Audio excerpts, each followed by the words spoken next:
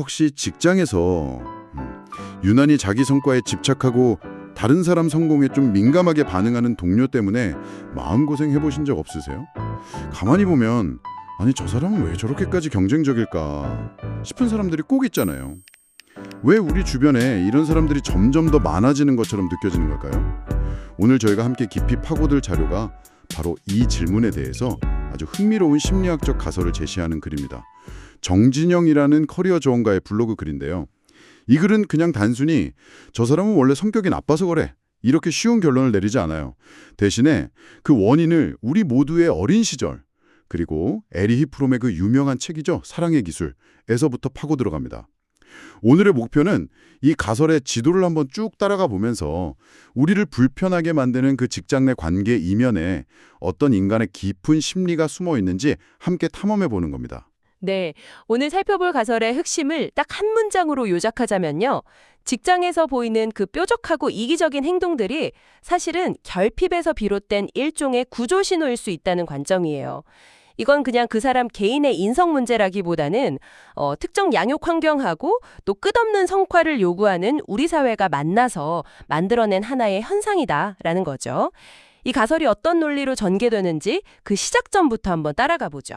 좋습니다. 그럼 그 가설의 출발점, 에리 프롬이 말한 두 가지 형태의 사랑, 그 얘기부터 시작해 볼까요? 이게 정확히 어떤 개념이죠? 네, 프롬은 인간이 성장 과정에서 경험하는 사랑을 크게 두 가지로 나눴거든요. 바로 무조건적 사랑이란 조건적 사랑이죠. 먼저 무조건적 사랑은 보통 어머니의 사랑으로 비유가 되는데요. 말 그대로 아무 조건 없이 아이의 존재 자체를 그냥 긍정하고 받아들이는 사랑이에요. 아이가 뭘 잘해서가 아니라 너는 그냥 너 자체로 충분하고 소중한 존재야 라는 메시지를 온몸으로 느끼게 해주는 거. 그러니까 그게 한 인간이 세상에 대해 갖는 가장 근본적인 믿음 같은 거군요. 나는 사랑받을 자격이 있다는 그 안정감의 뿌리. 바로 그겁니다. 건물의 가장 밑바닥을 받치는 주춧돌 같은 거죠. 반면에 조건적 사랑은 주로 아버지의 사랑으로 묘사가 돼요. 이건 아이가 무언가를 성취하거나 아니면 정해진 규칙이나 기대를 따랐을 때 주어지는 사랑이에요.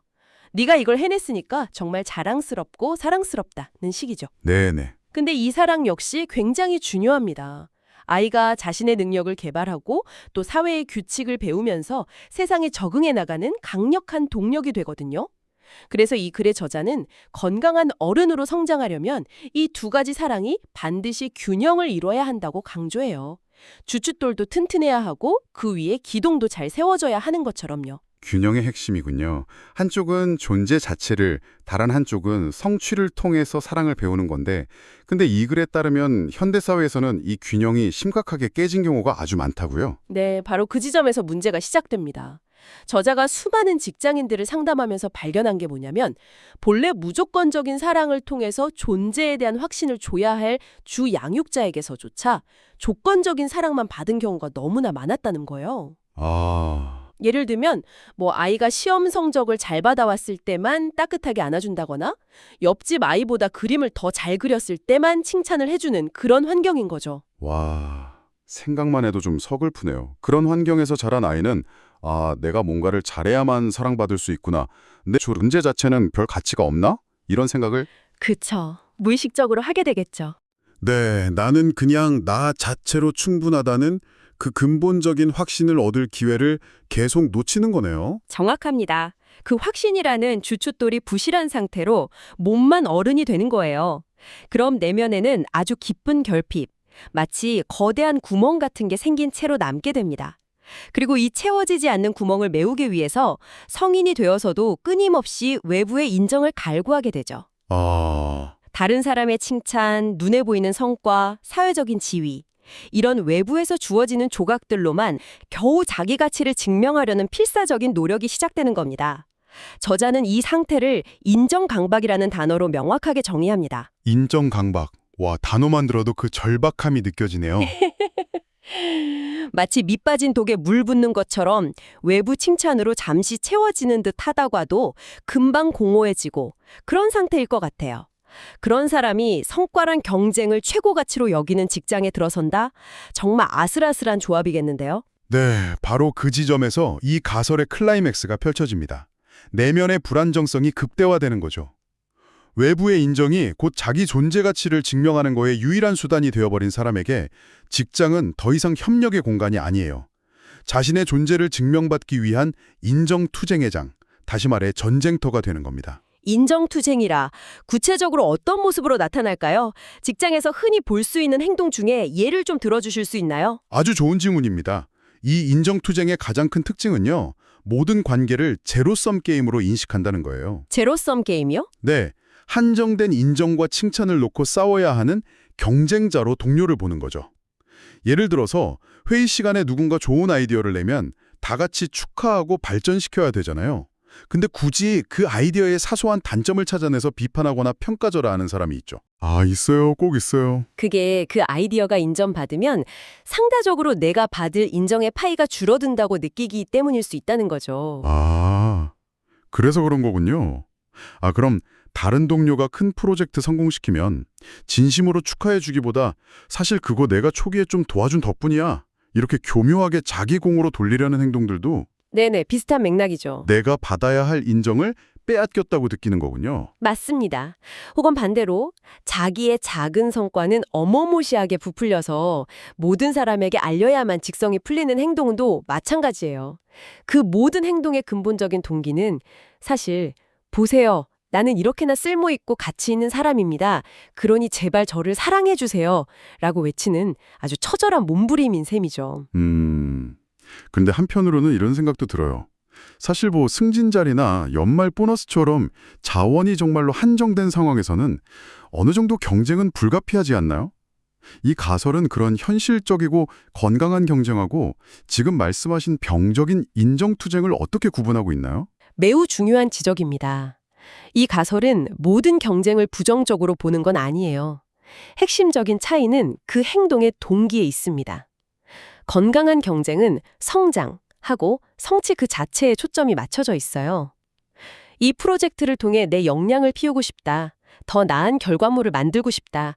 이런 욕구에서 비롯되죠. 아, 네. 하지만 인정투쟁은 성과나 성장이 아니라 오로지 자신의 존재 가치를 증명하는 데만 목적이 있는 겁니다.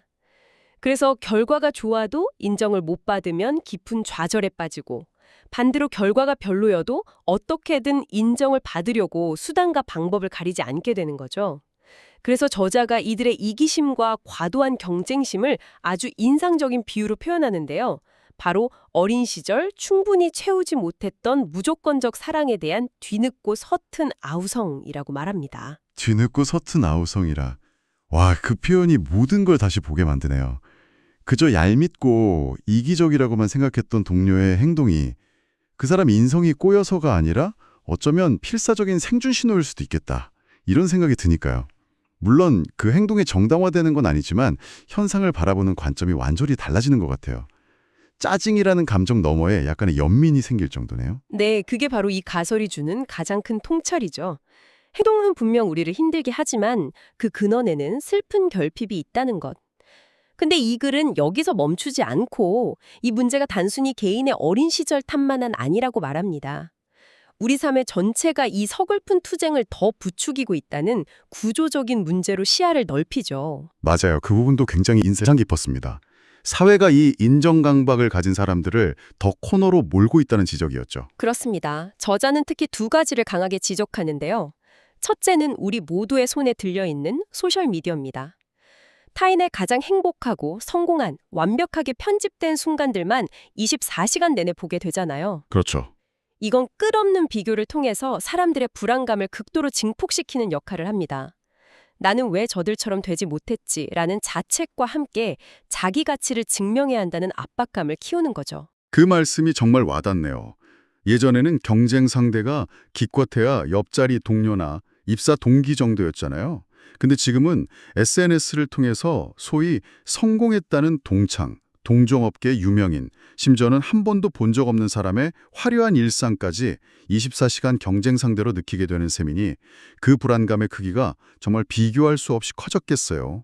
네, 비교의 대상이 전 지구적으로 확장된 셈이죠. 그리고 두 번째 요인은 잠깐 쉬어도 괜찮다고 말해주기는커녕 남들은 저만큼 앞서가는데 너는 뭐하고 했냐면서 끊임없이 더 달려야 한다고 채찍질하는 사회 전반의 분위기입니다. 성과와 성공만이 유일한 가치 척도인도처럼 여겨지는 사회에서는 내면의 안정감이 부족한 사람들이 기댈 곳이 전혀 없어요.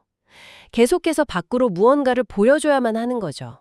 결국 개인의 심리적 결핍이라는 씨앗이 끊임없는 비교와 성과 압박이라는 사회적 토양을 만나서 인정투쟁이라는 최악의 열매를 맺게 되는군요. 이건 어쩌면 개인의 문제를 넘어선 우리 시대의 슬픈 자화상일지도 모르겠다는 생각까지 드네요. 정확한 지적입니다. 사회가 개인의 가치를 오직 성과와 소유, 그리고 남과의 비교 우위로만 평가하는 한 직장 내에서 벌어지는 이 서글픈 인정투쟁은 결코 끝나기 어려울 것이라는 게 저자의 다소 비관적인 전망이기도 합니다. 오늘 우리가 함께 깊이 파고든 이 가설은요.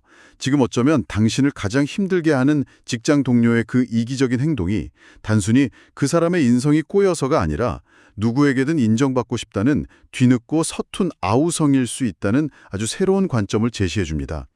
물론 그 행동 자체를 무조건 이해해 주거나 정당화할 수는 없겠죠. 하지만 그 현상의 뿌리가 무엇인지 이해하는 것만으로도 우리의 대응 방식이나 마음가짐은 조금 달라질 수 있을 것 같습니다. 맞습니다. 이 가설은 우리에게 누군가를 손가락질하며 비난하거나 섣불리 판단하는 것을 넘어 훨씬 더 근본적인 질문들을 던집니다. 우리 사회와 우리가 속한 조직은 개인의 이런 근원적인 불안을 어떻게 다루고 있는가? 우리는 과연 성과라는 잣대 외에 한 인간의 존재 가치를 어떻게 인정해주고 있는가 하는 무거운 질문들이죠. 그러게요. 결국 당신은 성과를 내지 않아도 괜찮은 사람이라는 메시지를 조직 차원에서 줄 수 있느냐의 문제로 이어지는 것 같네요. 바로 그 지점에서 오늘 대화를 마무리하면서 당신에게 마지막으로 생각해 볼 질문 하나를 던져보고 싶습니다. 만약 자료에서 말하는 이런 인정 강박이 드문 예외가 아니라 우리 시대의 보편적인 현상이라면 과연 진정으로 심리적 안정감을 주는 팀이나 조직을 만드는 것은 가능할까요? 분기별 실적 보고서와 KPI 달성률 너머에 구성원의 내재적 가치, 즉 그 사람의 존재 자체를 인정해주는 문화란 구체적으로 어떤 모습일지 한번 좀 깊이 생각해 보시면 좋겠습니다.